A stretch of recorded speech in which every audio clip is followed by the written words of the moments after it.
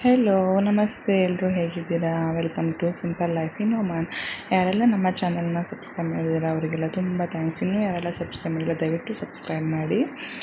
ನನ್ನ ಮಕ್ಕಳು ಹೊರಗಡೆ ಎಲ್ಲ ಆಟ ಆಡ್ಕೊಂಬಂದು ಮತ್ತು ಹೊರಗಡೆ ಎಲ್ಲ ಆಟ ಆಡ್ತಾಯಿದ್ರು. ಅದರದ್ದು ಸ್ವಲ್ಪ ಎಲ್ಲ ವೀಡಿಯೋಸ್ ತಗೊಂಡಿದ್ದೆ. ಹಾಗೆಯೇ ನೆಕ್ಸ್ಟ್ ಡೇ ನನ್ನ ಮಗ ಇಲ್ಲಿ ನಾನು ಸೊಪ್ಪು ಕ್ಲೀನ್ ಎಲ್ಲ ಮಾಡಿದ್ದೆ. ಅದು ನೀರಲ್ಲಿ ಹಾಕಿಟ್ಟು ಬರೋಣ ಅಂತ ಹೋದಾಗ ಇಲ್ಲಿ ನೋಡಿ ಎಷ್ಟು ಚೆನ್ನಾಗಿ ಗುಡಿಸ್ತಾ ಇದ್ದಾನೆ ಹಿಡಿ ತಂದು. ನಾನು ಸೊಪ್ಪು ಕ್ಲೀನ್ ಮಾಡ್ತಾಯಿದ್ದೀನಿ, ಅವನೇನು ಹಿಡಿ ತಂದು ಗುಡಿಸ್ತಾ ಇದ್ದಾನೆ, ನಂಗೆ ಗೊತ್ತೇ ಇರಲಿಲ್ಲ. ಆನಂತರ ಬಟ್ಟೆ ಎಲ್ಲ ವಾಶ್ ಮಾಡೋದಿತ್ತು, ಬಟ್ಟೆ ಎಲ್ಲ ವಾಶ್ ಮಾಡಿ ಅದನ್ನೆಲ್ಲ ಒಣಗಲಿಕ್ಕೆಲ್ಲ ಹಾಕಿದೆ. ಹಾಗೆಯೇ ಸ್ವಲ್ಪ ಗೋಧಿ ಹಿಟ್ಟಿತ್ತು, ಅದನ್ನೆಲ್ಲ ಕ್ಲೀನ್ ಮಾಡ್ಕೊಳ್ಳೋಣ ಅಂತ ಹೇಳಿ ಅದನ್ನು ನಾನು ಈ ಥರ ಜರಡಿ ಹಿಡಿತಾಯಿದ್ದೀನಿ. ಏನು ಇರೋದಿಲ್ಲ ಕಸ ಎಲ್ಲ ಏನು, ಬಟ್ ಈ ಥರ ಕ್ಲೀನ್ ಮಾಡ್ಕೊಂಡು ಇಟ್ಕೊಂಡ್ರೆ ಸುಮಾರು ದಿನ ಎಲ್ಲ ಇಟ್ಕೊಬೋದು ಅಂತ, ಹಾಗೆ ಹುಳ ಏನೂ ಆಗೋಲ್ಲ ಅಂಥೇಳಿ ನಾನು ಈ ಥರನೇ ಎಲ್ಲ ಜರಡಿ ಹಿಡಿದ್ಬಿಟ್ಟು ಇಡೋ ಅಂಥದ್ದು. ನೋಡಿ ಇದ್ರೊಳಗೆ ಏನೂ ಇಲ್ಲ, ಬಟ್ ಇದೇ ಥರ ಮಾಡಿ ಇಡ್ತೀನಿ ನಾನು. ಹಾಗೆಯೇ ಯಾವುದೇ ಬೇಳೆಕಾಳು ಯಾವುದೇ ಆದರೂ ಅಷ್ಟೇ ಸ್ವಲ್ಪ ಬಿಸಿಲಿಗೆಲ್ಲ ಒಣಗಿಸಿರೇ ಇಡೋದ್ರಿಂದ ಬೇಗನೆ ಹಾಳಾಗೋದಿಲ್ಲ. ಈ ಹಿಟ್ಟು ತಂದು ಹಾಗೆಯೇ ಇಟ್ಟರೆ ತುಂಬ ದಿನ ಯೂಸ್ ಮಾಡಿಲ್ಲ ಅಂತ ಅಂದರೆ ಸಣ್ಣ ಸಣ್ಣ ಹುಳಗಳೆಲ್ಲ ಆಗಿಬಿಡುತ್ತೆ. ಅದಕ್ಕೋಸ್ಕರ ಈ ರೀತಿ ಜರಡಿ ಹಿಡ್ಕೊಂಡಿಟ್ಟರೆ ತುಂಬ ಸೇಫಾಗೂ ಇರುತ್ತೆ, ಹಾಗೆಯೇ ಯಾವ ರೀತಿ ಹುಳಗಳೆಲ್ಲ ಆಗೋದಿಲ್ಲ. ಈಗ ತಂದಾಗಲೇ ಈ ಥರ ಜರಡಿ ಹಿಡಿಯೋದ್ರಿಂದ ಏನಾದ್ರು ಹುಳ ಗಿಡ ಇದ್ರೂ ಗೊತ್ತಾಗುತ್ತೆ. ಆ ಥರ ಇದ್ದರೆ ಬೇಗನೆ ಖಾಲಿ ಮಾಡ್ಬೋದು ಕ್ಲೀನೆಲ್ಲ ಮಾಡಿಕೊಂಡು. ಆ ಕಾರಣಕ್ಕೋಸ್ಕರ ನಾನು ಈ ರೀತಿ ಜರಡಿ ಹಿಡ್ಕೊಂಡು ಬಾಕ್ಸಲ್ಲಿ ಹಾಕ್ಕೊಂಡು ಇಟ್ಕೊಂಡ್ಬಿಡ್ತೀನಿ. ಅವಾಗ ತುಂಬ ಈಸಿ ಆಗುತ್ತೆ. ಹಾಗೆಯೇ ಬೇಗನೂ ಚಪಾತಿ ಏನಾದರೂ ಮಾಡ್ಕೊಬೇಕು ಅಥವಾ ದೋಸೆ ಏನಾದರೂ ಮಾಡ್ಕೊಬೇಕು ಅಂತಂದರೆ ಡೈರೆಕ್ಟಾಗಿ ತೆಗೆದು ಹಾಕಿಬಿಡ್ಬೋದು. ನೋಡಿ ಇದರಲ್ಲಿ ಏನೂ ಇಲ್ಲ, ಬಟ್ ಕ್ಲೀನ್ ಮಾಡ್ತಾಯಿದ್ದೀನಿ ಅಷ್ಟೇ. ಕ್ಲೀನ್ ಮಾಡ್ಕೊಂಡಿದ್ದೀವಿ, ಹಾಗೆ ಕ್ಲೀನಾಗಿದೆ ಹಿಟ್ಟು ಅನ್ನೋ ಸಮಾಧಾನ ನಮಗೂ ಇರುತ್ತೆ. ನಾನಿಲ್ಲಿ ಸೊಪ್ಪನ್ನು ಕ್ಲೀನ್ ಮಾಡಿಕೊಂಡು ಅದನ್ನ ಚೆನ್ನಾಗಿ ನೀರಲ್ಲಿ ತೊಳ್ಕೊಂಡು ಅದನ್ನು ಹಿಂಡಿ ಇಟ್ಕೊಂಡಿದ್ದೀನಿ. ಇಲ್ಲಿ ನಾನು ನುಗ್ಗೆ ಸೊಪ್ಪಿನ ಪಪ್ಪು ಮತ್ತು ಹಾಗೆಯೇ ಹರಬೆ ಸೊಪ್ಪಿನ ಪಲ್ಯ ಎರಡೂ ಮಾಡ್ತಾಯಿದ್ದೀನಿ. ನುಗ್ಗೆ ಸೊಪ್ಪಿನ ಪಪ್ಪು ಯಾರು ಟ್ರೈ ಮಾಡಿಲ್ಲ ಅಂದರೆ ಟ್ರೈ ಮಾಡಿ, ತುಂಬ ಚೆನ್ನಾಗಿರುತ್ತೆ.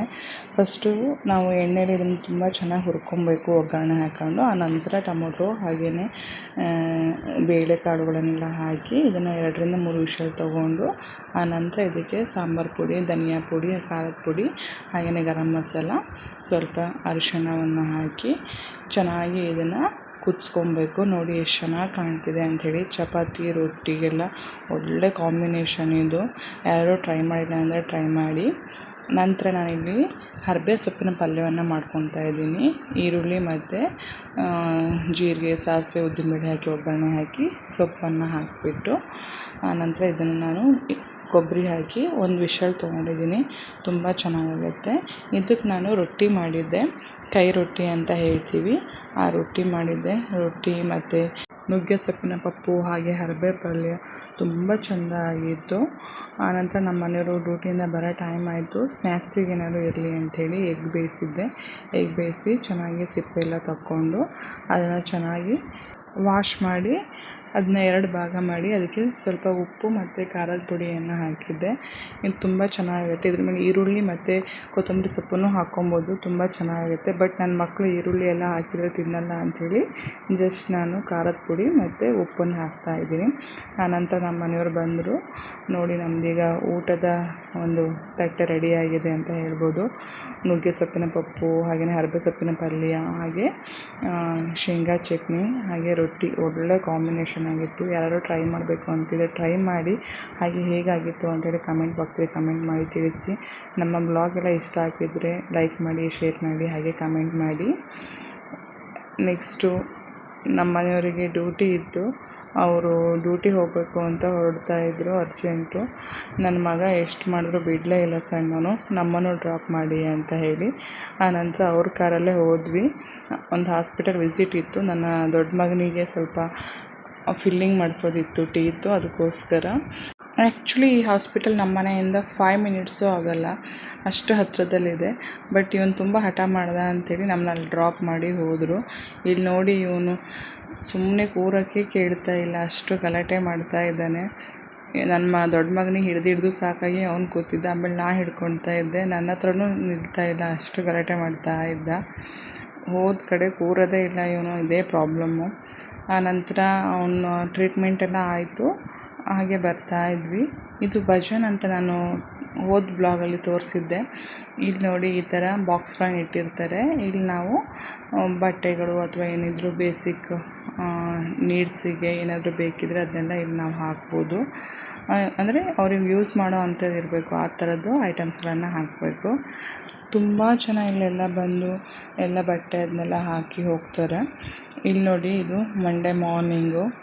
ಆ್ಯಕ್ಚುಲಿ ನಾವು ಇಂಡಿಯಾ ಹೋಗೋ ಪ್ಲ್ಯಾನೇ ಇದ್ದಿಲ್ಲ, ಬಟ್ ಸಡನ್ನಾಗಿ ಎಲ್ಲ ಡಿಸೈಡ್ ಆಗಿ ಇಂಡಿಯಾ ಹೋಗಬೇಕು ಅಂಥೇಳಿ ಹೊರಟ್ವಿ. ಎಮರ್ಜೆನ್ಸಿ ವಿಸಿಟು, ಅದಕ್ಕೋಸ್ಕರ ಈಗ ಬಟ್ಟೆ ಪ್ಯಾಕ್ ಮಾಡೋಣ ಅಂಥೇಳಿ ಪ್ಯಾಕ್ ಮಾಡ್ತಾ ಇದ್ವಿ. ನೋಡಿ ಇಲ್ಲಿ ನನ್ನ ಸಣ್ಣ ಮಗ ಏನು ಮಾಡ್ತಾರೆ, ಅದನ್ನು ಚಾರ್ಜಿಗೆ ಹಾಕ್ತಾ ಇದ್ದಾನೆ ಬ್ಯಾಗ್ನ. ಈಗ ನಾನು ನನ್ನ ದೊಡ್ಡ ಮಗ ಎಲ್ಲ ಪ್ಯಾಕ್ ಮಾಡೋಣ ಅಂಥೇಳಿ ರೆಡಿ ಮಾಡ್ತಾ ಇದ್ವಿ. ಅವರಿಬ್ಬರದ್ದು ಬಟ್ಟೆಗಳನ್ನೆಲ್ಲ ಒಂದೇ ಸೂಟ್ಕೇಸಲ್ಲಿ ಹಾಕೋಣ ಅಂಥೇಳಿ. ಯಾಕಂದರೆ ನಾವು ಈ ಸತಿ ಬರೀ 20 ಕಿಲೋ ಅಷ್ಟೇ ನಾವು ಬುಕ್ ಮಾಡಿದ್ವಿ. 20 + 7 ಕಿಲೋ ಬುಕ್ ಮಾಡಿದ್ದು. 7 ಕಿಲೋ ಕ್ಯಾರಿ ಬ್ಯಾಗ್ ಇರುತ್ತೆ, ಇದು 20 ಕಿಲೋ ಕ್ಯಾಬಿನ್ ಬ್ಯಾಗ್ ಆಗಿರುತ್ತೆ. ನೋಡಿ ಮಕ್ಕಳಿಗೆ ಇಷ್ಟು ಎಕ್ಸೈಟ್ಮೆಂಟು ಹೋಗೋದು ಅಂತ ಹೇಳಿ ಊರಿಗೆ. ತುಂಬ ಖುಷಿಯಾಗಿದ್ದರು ಇಬ್ಬರು. ಸೂಟ್ಕೇಸ್ ತೆಗ್ದ ತಕ್ಷಣ ಇಬ್ರಿಗೂ ಖುಷಿ, ಬಟ್ ಅವ್ರಿಗೆ ಏನಕ್ಕೆ ಏನು ಅಂತ ಹೇಳಿ ಗೊತ್ತಿಲ್ಲ, ಬಟ್ ತುಂಬ ಖುಷಿ ಇದ್ದಾರೆ. ಹಾಗೆ ಈ ಮೆಡಿಸಿನೆಲ್ಲ ನಾನೆಲ್ಲ ಪ್ಯಾಕ್ ಮಾಡ್ಕೊಂಡಿದ್ದೆ. ಅದು ನಾವೆಲ್ಲ ಬಟ್ಟೆ ಪ್ಯಾಕ್ ಮಾಡುವಾಗ ನನ್ನ ಹಸ್ಬೆಂಡ್ ಫ್ರೆಂಡ್ ಬಂದರು ಮನೆಗೆ. ಸಡನ್ನಾಗಿ ನನ್ನ ಹಸ್ಬೆಂಡಿಗೆ ಏನೋ ಒಂದು ಡಾಕ್ಯುಮೆಂಟ್ ಕೊಡಬೇಕಿತ್ತು ಅಂತ ಹೇಳಿ. ನಾನೇನು ಅಡುಗೆ ಜಾಸ್ತಿ ಮಾಡಲಿಕ್ಕೆ ಹೋಗಿರಲಿಲ್ಲ, ಯಾಕಂತ ಅಂದರೆ ಮತ್ತೆ ಸಡನ್ನಾಗಿ ಇಂಡಿಯಾ ಬರೋ ಪ್ಲ್ಯಾನ್ ಆಗಿರೋದ್ರಿಂದ ಬೇಗ ಬಟ್ಟೆ ಎಲ್ಲ ಪ್ಯಾಕ್ ಮಾಡಬೇಕಿತ್ತು. ಅಡುಗೆ ಎಲ್ಲ ಮಾಡ್ತಾ ಕೂತ್ಕೊಂಡ್ರೆ ತುಂಬ ಟೈಮ್ ಆಗುತ್ತೆ, ಪ್ಯಾಕಿಂಗ್ ಎಲ್ಲ ಆಗೋಲ್ಲ ಅಂತ ಹೇಳಿ ಸಿಂಪಲಾಗಿ ಏನಾರು ಮಾಡೋಣ ಅಂತ ಸುಮ್ಮನಿದ್ದೆ. ಅಷ್ಟೊತ್ತಿಗೆ ಅವ್ರು ಬಂದರು, ಮತ್ತು ಅವರಿಗೆ ಮತ್ತು ನಮಗೆ ಎಲ್ರಿಗೂ ಆಗುತ್ತೆ ಅಂತ ಹೇಳಿ ನಾನು ಇಲ್ಲಿ ಹುಣಸೆ ಹಣ್ಣಿನ ಚಿತ್ರಾನ್ನ ಮಾಡ್ತಾಯಿದ್ದೀನಿ.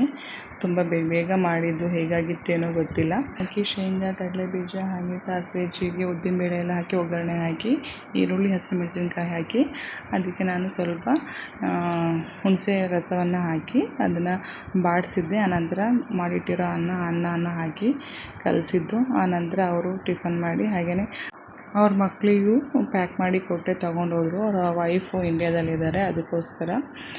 ನಾನು ನಾರ್ಮಲಿ ಸ್ವಲ್ಪ ಎಲ್ಲ ಅಡುಗೆ ಮಾಡಲ್ಲ, ಬಟ್ ಇವತ್ತು ತುಂಬ ಕಮ್ಮಿ ಮಾಡಿದೆ ಅಂತ ಅನಿಸ್ತಿತ್ತು, ಯಾಕೋ ಗೊತ್ತಿಲ್ಲ. ನಮ್ಮ ಮನೆಯವರು ಹಾಗೆ ಅಂತಿದ್ರು, ಇನ್ನೊಂದು ಸ್ವಲ್ಪ ಹಾಕ್ಕೊಡ್ಬೇಕಿತ್ತು ಅಂತೇಳಿ. ಬಟ್ ಪ್ಲ್ಯಾನಿಂಗೇ ಇದ್ದಿಲ್ಲ, ಅವ್ರು ಬರ್ತಾರೆ ಅನ್ನೋದು ಏನೂ ಇರಲೇ ಇಲ್ಲ, ಅಥವಾ ಮಾಡಿಕೊಡ್ಬೇಕು ಅನ್ನೋದು ಇದ್ದಿಲ್ಲ.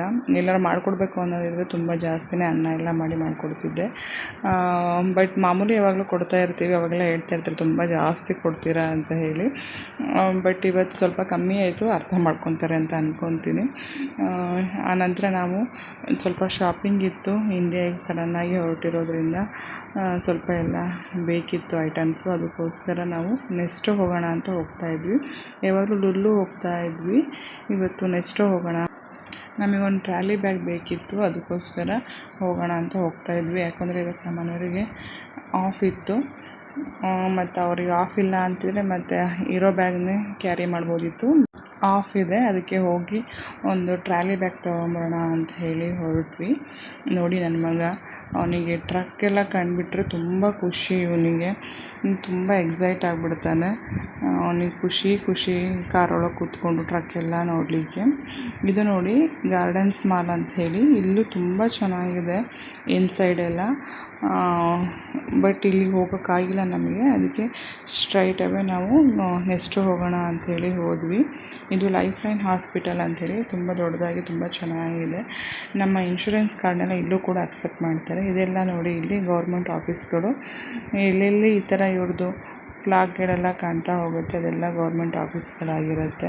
ತುಂಬ ಚೆನ್ನಾಗಿರುತ್ತೆ ಆಫೀಸ್ಗಳೆಲ್ಲ ನೋಡಲಿಕ್ಕೆ, ಆ ಇಂಟೀರಿಯರು ಹಾಗೆಯೇ ಡಿಸೈನು ಅದೆಲ್ಲ ನೋಡಲಿಕ್ಕೆ. ನೋಡಿ ಇದು ಇನ್ನೊಂದು ಮಾಲು, ಸ್ವಲ್ಪ ದೂರ ಬಂದಾಗ ಇದು ಓಯಸಿಸ್ ಮಾಲ್ ಅಂತ ಹೇಳಿ. ಇಲ್ಲೂ ಎಲ್ಲ ಪ್ಲೇ ಸ್ಟೇಷನು ಅದೆಲ್ಲ ಇರುತ್ತೆ, ಮಕ್ಕಳಿಗೆಲ್ಲ ಆಟ ಆಡಲಿಕ್ಕೆ ತುಂಬ ಚೆನ್ನಾಗಿರುತ್ತೆ. ಈಗ ಸಡನ್ನಾಗಿ ಇಂಡಿಯಾ ಹೊರಟಿರೋದ್ರಿಂದ ಏನನ್ನೂ ಹೆಚ್ಚಿಗೆ ಅಂದರೆ ಪರ್ಚೇಸ್ ಮಾಡಲಿಕ್ಕೆ ಟೈಮ್ ಇಲ್ಲ. ಮೊದಲೆಲ್ಲ ಬೇರೆ ಮಾಲ್ಗಳೆಲ್ಲ ಹೋಗಿ ಏನೇನು ಬೇಕೋ ಅದೆಲ್ಲ ತೊಗೊತಿದ್ವಿ. ಬಟ್ ಈಗ ಸಡನ್ ಹೊರಟಿರೋದ್ರಿಂದ ನಮ್ಮ ಹತ್ರ ಟೈಮ್ ಇಲ್ಲದೆ ಇರೋದ್ರಿಂದ ಹಾಗೆ ಸ್ವಲ್ಪ ಏನು ಬೇಕು ಐಟಮ್ಸ್ ಒಂದು ತೊಗೊಂಬರೋಣ ಅಂಥೇಳಿ ಹೋಗ್ತಾಯಿದ್ವಿ. ಯಾವಾಗಲೂ ಇಂಡಿಯಾ ಹೋಗುವಾಗ ಫ್ಯಾಮಿಲಿಯವರಿಗೆಲ್ಲ ಏನಾದರೂ ತೊಗೊಂಡು ಹೋಗ್ತಾಯಿದ್ವಿ. ಬಟ್ ಈ ಸತಿ ಏನೂ ತೊಗೊಂಡು ಹೋಗೋಕ್ಕಾಗ್ತಾಯಿಲ್ಲ. ಯಾವಾಗಲೂ ನಾನು ಅಣ್ಣನ ಮಕ್ಕಳಿಗೆ ಭಾವನ ಮಕ್ಕಳಿಗೆ ಎಲ್ಲ ಏನಾದರೂ ತೊಗೊಂಡು ಹೋಗ್ತಾಯಿತ್ತು. ಬಟ್ ಈ ಸತಿ ಎಲ್ರಿಗೂ ಸಿಚುವೇಶನ್ ಗೊತ್ತು, ಅರ್ಥ ಮಾಡ್ಕೊತಾರೆ ಅಂತ ಅಂದ್ಕೊತೀವಿ. ಬಟ್ ಏನೂ ಆಗ್ತಿಲ್ಲ ಅಂತ ಬೇಜಾರಾಗ್ತಿದೆ. ಬಟ್ ಹೋಗ್ಬೇಕಲ್ಲ ಅಂತ ಹೇಳಿ ಸ್ವಲ್ಪ ಚಾಕ್ಲೇಟ್ ಎಲ್ಲ ತೊಗೊಳೋಣ ಅಂಥೇಳಿ ಹೋಗ್ತಾಯಿದ್ವಿ. ಆ್ಯಕ್ಚುಲಿ ಇಂಡಿಯಾ ಹೋಗೋ ಪ್ಲ್ಯಾನೇ ಇದ್ದಿಲ್ಲ. ನಾವು ಯಾವಾಗಲೂ ನವಂಬರ್, ಡಿಸೆಂಬರ್ ಆ ಟೈಮಲ್ಲಿ ಹೋಗೋದು. ಬಟ್ ಇವಾಗ ನಮ್ಮ ಅಮ್ಮ ಅಂದರೆ ನಮ್ಮ ಮನೆಯವರ ಅಮ್ಮಂಗೆ ತುಂಬ ಹುಷಾರಿಲ್ಲ, ಅದಕ್ಕೋಸ್ಕರ ಮತ್ತೆ ಹೋಗಿ ಬರೋಣ ಅಂಥೇಳಿ ಸಡನ್ನಾಗಿ ಹೊರಟ್ವಿ. ಈಗ ನೋಡಿ ಇಲ್ಲಿ ನೆಕ್ಸ್ಟು ಇದು ಹೈಪರ್ ಮಾರ್ಕೆಟ್ ಅಂತ ಹೇಳಿ, ಇಲ್ಲೂ ತುಂಬ ಚೆನ್ನಾಗಿ ಸಿಗುತ್ತೆ ಎಲ್ಲ ಐಟಮ್ಸ್ ಎಲ್ಲ. ಲುಲ್ಲುಲ್ಲಿ ಏನು ಸಿಗುತ್ತೋ ಸೇಮ್ ಐಟಮ್ಸು ಅದೆಲ್ಲ ಇಲ್ಲೂ ಸಿಗುತ್ತೆ. ಇಲ್ಲಿ ಇದು ಎಂಟ್ರೆನ್ಸ್ ಆಗಿರುತ್ತೆ. ಹಾಗೆ ಇಲ್ಲಿ ನೋಡಿ ಈ ಥರ ಎಲ್ಲ ಸಪ್ರೇಟ್ ಪಾರ್ಕಿಂಗು ಬೈಕಿಗೆ, ಕಾರಿಗೆ, ಹಾಗೆಯೇ ಸೈಕಲ್ಗಳಿಗೆ ಎಲ್ಲ. ಹಾಗೆ ಹ್ಯಾಂಡಿಕ್ಯಾಪ್ ಕಾರ್ ಪಾರ್ಕಿಂಗು ಸಪ್ರೇಟ್ ಇರುತ್ತೆ. ಅಲ್ಲಿ ಯಾರೂ ವೆಹಿಕಲ್ಸ್ ಎಲ್ಲ ಪಾರ್ಕ್ ಮಾಡೋ ಥರ ಎಲ್ಲ ಇರೋದಿಲ್ಲ. ನಾವೀಗ ಮಾಲ್ ಒಳಗೆ ಹೋಗ್ತಾ ಇದ್ದೀವಿ. ನೋಡಿ ಮಾಲ್ ಎಂಟ್ರಿ ಆದ ತಕ್ಷಣ ಇಲ್ಲೆಲ್ಲ ಫಸ್ಟು ಕಾಣಿಸೋದೆ ಈ ರೀತಿ ಸ್ಪ್ರೇಗಳು, ಪರ್ಫ್ಯೂಮ್ಗಳು, ಹಾಗೆ ಸೆಂಟ್ಗಳು, ಬಾಡಿ ಸ್ಪ್ರೇಗಳು ತುಂಬ ಚೆನ್ನಾಗಿರುತ್ತೆ.